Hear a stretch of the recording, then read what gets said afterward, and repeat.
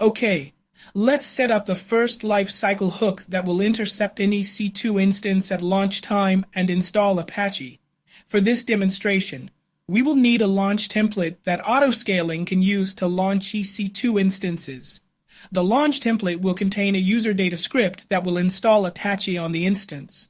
The script will then send a signal to the autoscaling service to continue launching the instance. EC2 and autoscaling are different services, so by default, the EC2 instance does not have permissions to execute autoscaling actions such as continuing the lifecycle hook. Therefore, we will need to create an IAM role that grants autoscaling related permissions to the EC2 service. So, from the IAM panel, I go to Roles, Create Role. The first step is to select the service that needs the permissions. In our case, it is EC2. Next, then, we need to attach permission policies. So, let's look for a policy that contains the word autoscaling, and select Autoscaling Full Access. This policy document provides full permissions on the autoscaling service. For our configuration, we do not need full access, but since we are in a lab environment, it is easier to use a predefined policy. In a production environment, it is recommended to grant only the necessary permissions. So, click Next, and I'll name my role as EC2 Role Lab. And then, Create. With this, the role has been created. Now, let's create the launch template.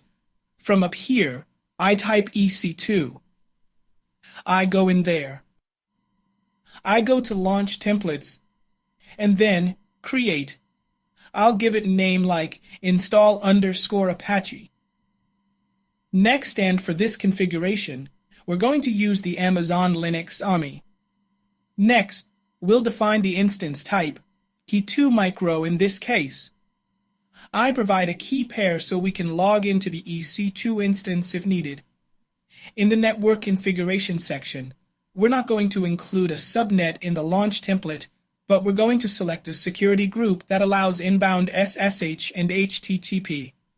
We leave the rest as is.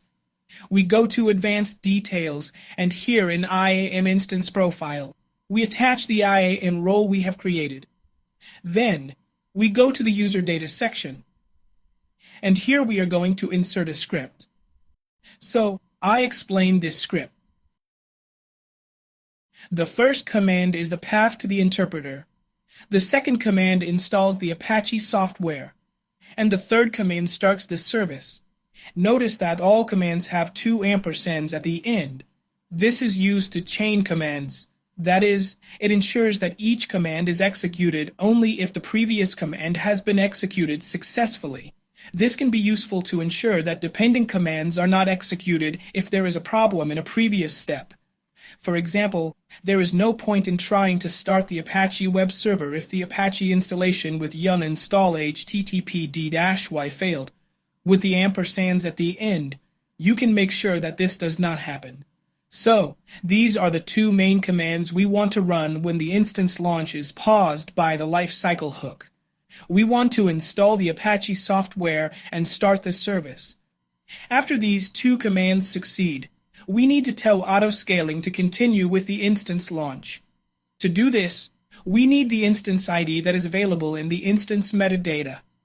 Now, there are 2 versions of the instance metadata service, but the AMI we are using, that is Amazon Linux AMI 2023, only supports version 2.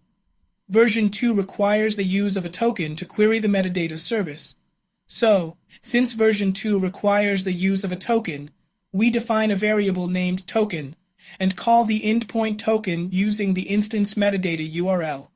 We then use the stored token to query the instance metadata URL and retrieve the instance ID. The following command uses the instance ID to complete the lifecycle action. The command begins with the keyword AWS. This is an AWS-specific command and is only available when the AWS command line tools are installed. The Amazon Linux AMI has the command line tools pre-installed. But if you are using another type of Linux, you will need to install the AWS command line tools first. So, we start with the AWS keyword followed by the service name, in this case autoscaling, and then use the command complete lifecycle action to complete the lifecycle action. We then follow with a lifecycle action result argument and the continue action.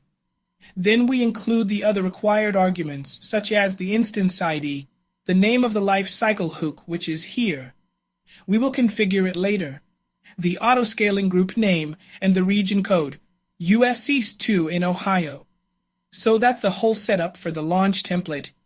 Let's create it. And it's done. Now, let's go to autoscaling group and create a new one. We'll name it ASG Lab, since it must match the one provided in the script. Then, I choose the newly created template. Next, here I will choose the VPC and availability zones where I want to launch the EC2 instances. Next, here we can include a load balancer if needed. Now, since we are only testing the lifecycle hook, we don't need one, so we'll leave it at that and move on. Here, we can define the minimum and maximum desired capacity. We will start with the minimum and desired capacity at 0. This is because the lifecycle hook cannot be created as part of the autoscaling group creation process. Therefore, we first create the autoscaling group without any instances. Then we will create the lifecycle hook, and then we will update the desired capacity. So, we'll leave this as it is and press Next. I don't want notifications for now. Next, I will use tags either and then create autoscaling group. And that's done. Now, let's create the lifecycle hook. For it, we select here. We go to Instance Management, and we click on Create Lifecycle Hook.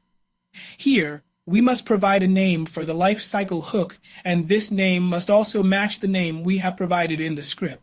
So, it would be My First Hook Lab. The next step allows you to select a lifecycle transition. That is, when do you want to pause the instance, at instance launch, or at instance terminate? We want to pause the instance at instance launch. The next setting is for the heartbeat timeout. This defines how long the instance should be in a standby state. By default, it is set to 1 hour, but we will change it to 60 seconds. The next option allows us to define the default result. That is, the action that should occur if the timeout time expires or an unexpected failure occurs. For our configuration, we will choose to abandon if a timeout or unexpected failure occurs. Finally, we have the notification metadata. This option refers to notifications for lifecycle events. You can add metadata to notifications by adding it here. So, these are all the settings we need to configure. We'll click Create. And it's done. Now, it is time to launch the instance and see if it is intercepted by the lifecycle hook. So, let's update the desired capacity and minimum capacity to 1. And update. Already with this, we should see that a new EC2 instance is launched, and we can see it in Instance Management. If I update here, we can see that a new EC2 instance has been launched and has been intercepted by the lifecycle hook. It is in the pending state. Then, it will go to the pending wait state, and that is when the user data script will be executed. Let's go to update. And now, we can see that the instance is in the pending wait state. At this moment, the user data script is being executed. If the execution is successful, the instance will go to the in-service state. If the execution is unsuccessful, the timeout will occur when 60 seconds have elapsed and the instance launch will be terminated. So let's go to update. And we can see that the instance has been put into service. Now, let's check if the script has been executed successfully. We go to Instances. And here is the instance that has been launched by the autoscaling group. We can confirm this by going to Tags, and we can see the tag with the autoscaling group name. Let's go to the details. We copy the public IP address and open them in another tab of the browser. and we get the default web page associated with Apache. So we can see that lifecycle hook was able to intercept the instance launch and install Apache. So the first step is done and checked. Now, let's go to the second step, which will pause the EC2 instances before removal. Once paused, a snapshot of the EBS volumes will be taken before allowing the termination to continue.